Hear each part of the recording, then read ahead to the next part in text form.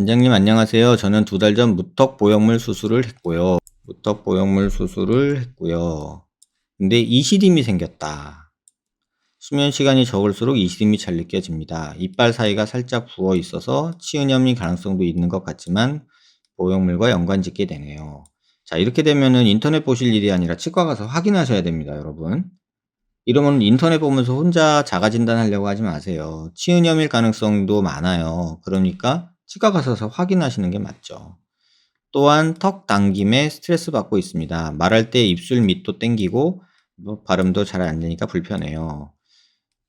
본시멘트 보형물은 턱 당김이 몇 달 가나요?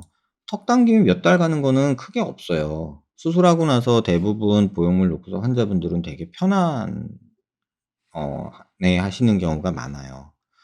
그래서 기존의 실리콘이나 다른 보형물 놓고서 보형물 바꾸신 분들이 꽤 많은데 그런 분들은 훨씬 편해졌다고 말씀을 하세요. 당김이 몇 달 가나요? 어쨌든 수술이니까 그래도 6개월, 1년은 째고 꼬맨 흉터 때문에 불편하다고 저는 생각을 하거든요. 그래서 그래도 한 6개월, 1년은 보세요라고 말씀을 드려요. 수술 후 윗입술을 오므리면 편하게 다치지가 않습니다. 어떻게 하면 좋을까요? 수술하고 2분 저는 열심히 하라고 말씀드려요. 이렇게 뽀뽀하는 입술처럼 오리 입술 이거 뽀뽀 붕어 입술이라고 하죠.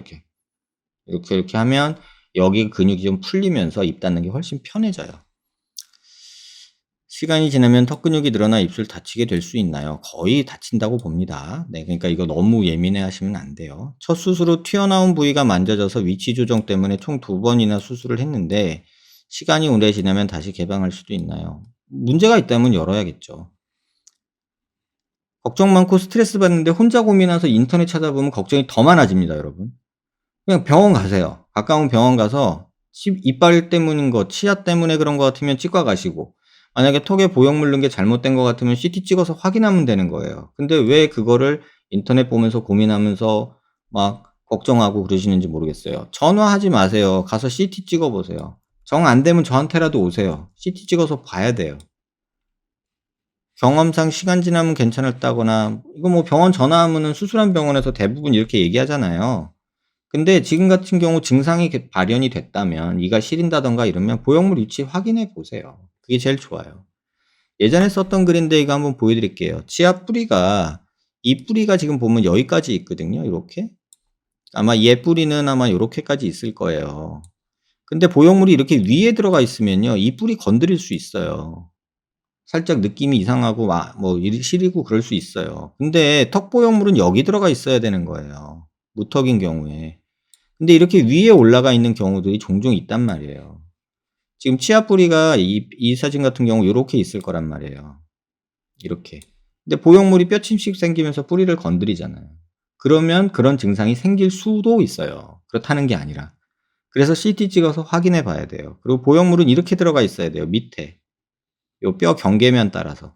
근데 대부분의 실리콘이나 어떤 부형물들이 이렇게 위쪽으로 기어 올라간 경우가 굉장히 많아요. 그래서 문제가 있다면 무조건 CT 찍어서 확인하는 거예요.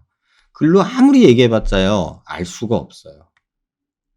수술하신 분은 알겠지만 뭐 저는 알 방법이 없어요. 그래서 이런 증상이 있다면 무조건 CT 찍어보시라 말씀을 드려요.